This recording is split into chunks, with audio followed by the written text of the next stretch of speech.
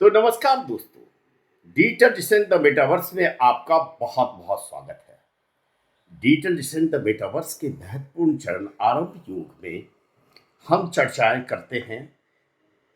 वस्तुतः हमारी जो चर्चाएं हुआ करती हैं उसमें हम इस जीवन और जीवन से संबंधित जो कुछ महत्वपूर्ण चीजें होती हैं, यानी जीने के लिए हमें किन तरह के रास्ते अख्तियार करने चाहिए ताकि हमारा जीवन बहुत ही सफलतापूर्वक हम अपने जीवन को जी सकें। दोस्तों, हमारे जीवन में मूलतः हमें चार चीज़ों की आवश्यकता होती है। हम चाहते हैं कि हमारा हेल्थ उत्तम क्वालिटी का हो, हेल्थ, वेल्थ एंड रिलेशनशिप, और उसके साथ साथ कैरियर। जी हाँ, हमारे हमारी जो ये चार आवश्यकताएं हैं, ये चारों आवश्यकताएं एक दूसरे से जुड़ी हुई हैं। हमारा हेल्थ है तो हम वेल्थ अर्न कर सकते हैं। वेल्थ अर्न करने के लिए हमें शांति चाहिए, यानी हमारा जो सामाजिक सरोकार है, सामाजिक जुड़ाव है, यानी हमारे जो रिलेशनशिप हैं वो रिलेशनशिप उच्चतम क्वालिटी की होनी चाहिए। तो हमारा रिलेशनशिप उच्चतम क्वालिटी का हो, शुद्ध हो, विशुद्ध भाव से जुड़ा हुआ हो, भाव में कहीं कमी न हो, क्योंकि संबंधों में अगर भाव का अभाव है तो फिर संबंधों का क्या प्रभाव है। जी हाँ दोस्तों, तो रिलेशनशिप अच्छा होगा, हमारा कैरियर अच्छा होगा। इस तरह हमारे जीवन की चार आवश्यकताएं एक दूसरे से जुड़ी हुई हैं। इन चारों आवश्यकताओं को भली भांति अपने जीवन में उपयोग करने के लिए मैं कहूँगा आपको कि हमारे जीवन में जो समय है उस समय को तीन भागों में विभाजित किया गया है। हमारा अतीत, हमारा वर्तमान और हमारा भविष्य। अतीत अतीत के लिए पछतावा हम में से हर किसी को होता है। हम अतीत के लिए पछताते बहुत हैं। कोई काम वासना की वजह से अपने अतीत को खराब मानता है, कोई लोभ के कारण, कोई मोह के कारण, यानी किसी न किसी तरह की भूल की वजह से हमारा अतीत गया गुजरा हो जाता है। लेकिन मैं कहता हूं दोस्तों, किस बात का पछतावा, जो गुजर गया वो गया। वर्तमान में उस पछतावे से हमें मिलना क्या है, जहां हम लौट कर भी लौट नहीं सकते, जहां हम जाकर भी कहीं पहुंच नहीं सकते। हमें पछतावा के अलावा कुछ भी नहीं होगा। पछतावे के अलावा जो हमारी वर्तमान जिंदगी है वो खराब हो जाएगी। वर्तमान जिंदगी खराब होते ही हमारा भविष्य भविष्य कहाँ सुंदर होगा। तो आओ हम अभी यहीं से प्रारंभ करें। और मैं कहता हूं कि अगर पछतावा है तो फिर गया ही क्या, फिर तो बहुत कुछ आ गया। आपको, आपके अतीत ने आपको बहुत सिखला दिया, बहुत कुछ दे दिया। अगर आपके मन में पछतावे पछतावे की घंटी टनटना रही है, इसका मतलब है आपने खोया कुछ भी नहीं। आपके पास, आपके साथ सब कुछ शेष है, क्योंकि आपका जो बोध है वह जिंदा है। और आपका बोध ही आपको यह अनुभूति दिला रहा है कि आपने अपनी गलती से अपने अतीत में बहुत कुछ खोया है। फिर पछतावा किस बात का। आओ वर्तमान में जीते हैं, वर्तमान को शानदार बनाते हैं। और वर्तमान को शानदार बनाने के लिए हम यही कहेंगे कि हम भागते हैं। कहाँ भागते हो? हाथ और पैर से भागने से हमारा वर्तमान कभी सुंदर नहीं होगा। हमें भागना होगा, हमें हमारे दिमाग से जागना होगा। जब हमारा दिमाग जगेगा तो हमारा हमारा शरीर जगेगा, शरीर तंदुरुस्त होगा। और दिमाग में इतनी ताकत होनी चाहिए कि ये हमारे मन को अपने पे हावी ना होने दे, मन को वशीभूत कर ले। आओ अपने मन को वशीभूत करते हैं, अंदर जाते हैं। एक घटना मैंने किसी प्रवचन में सुना था। संभवतः यह भगवान रजनीश ने अपने प्रवचन के दरमियान एक घटना सुनाई थी कि जापान में भूकंप आया था। एक जैन महात्मा को उनके किसी अनुयायी ने भोज पे बुलाया था।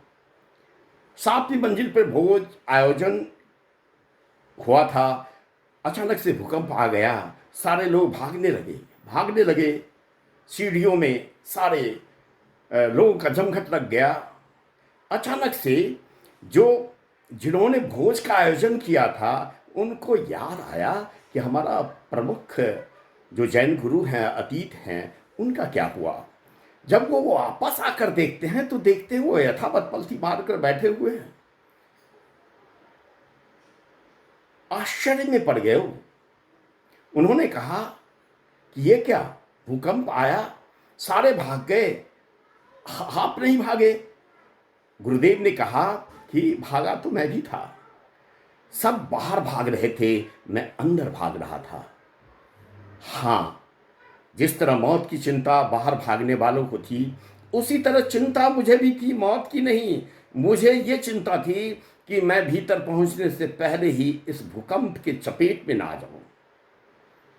तो दोस्तों, ये कहते हैं कि भूकंप तो हर मंजिल पर, 7वीं मंजिल, 5वीं मंजिल, 6ठी मंजिल, 4थी मंजिल, 3री मंजिल, पहली मंजिल, सीढ़ियों में बाहर, जो बाहर थे घर की तरफ भाग रहे थे, उन्हें मोह था कि घर में परिवार छूट गया, यानी भूकंप चारों तरफ था। फिर बाहर भागने से भूकंप से कैसे बच सकते हो? भूकंप से बचना है तो अंदर भागना होगा, अंदर की शक्ति को जगाना होगा। हमारे कहने का मतलब है अपने वर्तमान को सुंदर बनाना है। तो मैं अपने पहले वीडियो में, इससे पहले की वीडियो में कह चुका हूं कि एनर्जी जो है उसी से यह इन्वर्स बना है, और एनर्जी में फ्रिक्वेंसी होती है, और जब एनर्जी की फ्रिक्वेंसी मैच होती है तो सब कुछ अच्छा होता है, आकर्षण ही आकर्षण हो जाता है। एक चीज गांठ बांधकर दिमाग में बैठा लें कि यह एनर्जी है, can not be created, can not be destroyed, it can only be transform from one form to another form. जी हाँ, यह ऊर्जा जो है, इसका क्षय संभव नहीं है, इसका हम नाश नहीं कर सकते। इसे हम एक फॉर्म से दूसरे फॉर्म में ट्रांसफॉर्म कर सकते हैं। यह साइंस है, और यह स्पिरिचुअलिटी से भी मेल खाती है, क्योंकि गीता शास्त्र में श्री कृष्ण ने कहा है कि आत्मा अजर है, अमर है, इसे ना आग में जलाया जा सकता है, ना इसे पानी गला सकता है। जी हाँ दोस्तों, आत्मा मीन्स एनर्जी। जिस तरह energy can not be created, can not be destroyed, it can be transformed, only transformed from one form to another form, उसी तरह यह एनर्जी जिसे हम आत्मा के रूप में गीता शास्त्र में श्री कृष्ण के व्याख्यान से समझ सकते हैं, वह आत्मा कभी नाश नहीं होती, कभी इसका निर्माण नहीं होता, एक बॉडी से दूसरी बॉडी तक यात्रा करती है। जी हाँ दोस्तों, आत्मा आपका जीवित हो, आत्मा आपका अमृत को प्राप्त हो, आत्मा को कष्ट कम हो। आत्मा तो अमर ही है, लेकिन आत्मा का ट्रांसफॉर्मेशन बेहतर तरीके से हो पाए, बेहतर जगह हो जाए, इसके लिए आपकी आत्मशुद्धि जरूरी है।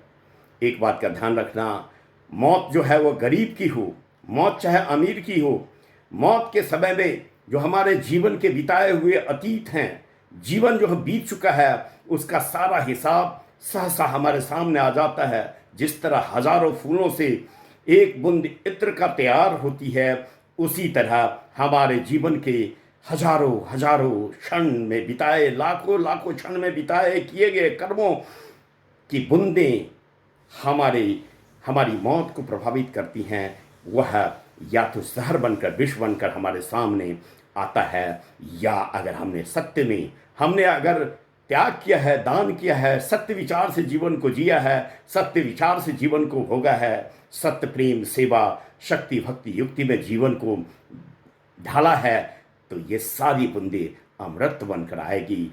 तो कहने का मतलब है, जीवन अपना हिसाब, मौत जो है जीवन का पूरा हिसाब एक ही बार में बराबर कर देता है। राजा हो या रंग, सबको मिट्टी में मिल जाना है, सबको उतनी ही मिट्टी चाहिए, सबको उतनी ही आग चाहिए, और छिज्जल पावक गहन समीरा, सबका शरीर एक दिन जैसे बना है, जिन चीज़ों से बना है उसमें विलीन हो जाना है, सिर्फ आत्मा ट्रांसफॉर्म करती है। फिर किस बात की चिंता? फिर तो अपनी एनर्जी को जगाओ, अपनी फ्रिक्वेंसी को बढ़ाओ। अगर फ्रिक्वेंसी आपकी बढ़ गई तो सारा जीवन शांति से गुजरेगा। तो फ्रिक्वेंसी को बढ़ाने के लिए आपको वर्तमान परिवेश की जो रफ्तार है उस रफ्तार से कदम मिलाना होगा, उस रफ्तार के लिए जागना होगा। तो जागिए। डिजिटल एजुकेशन, इस डिजिटाइजेशन के युग में डिजिटल टूल्स एंड टेक्नोलॉजी को सीखिए, लर्न कीजिए, अर्न कीजिए। ध्यान रखिएगा, अगर मेरी बात अच्छी लगी हो, सच्ची लगी हो, तो मेरी इस वीडियो को लाइक कीजिए, शेयर कीजिए, और इसके वीडियो के साथ डिस्क्रिप्शन में मैं जो लिंक दूंगा उस लिंक को क्लिक करना मत भूलिए। यह लिंक आपको डिजिटाइजेशन की बहुत सारी जानकारी फ्री में उपलब्ध कराएगी। जी हाँ, मैं हूँ डिजिटल आज़ादी स्कूल का Rajeev Gautam, digital descent the metaverse का फाउंडर। आरंभ योग में आपको अच्छे रास्ते, अच्छी दिशा दिखाने के लिए, ताकि आपकी हमारी ज़िंदगी की दशा उत्तरोत्तर बढ़ोतरी पाए, प्रभावित हो, अच्छा हो, शानदार हो। बस इसी कामना, शुभकामना के साथ आपकी जय हो, हमारी जय हो। जय भारत, जय हिंद।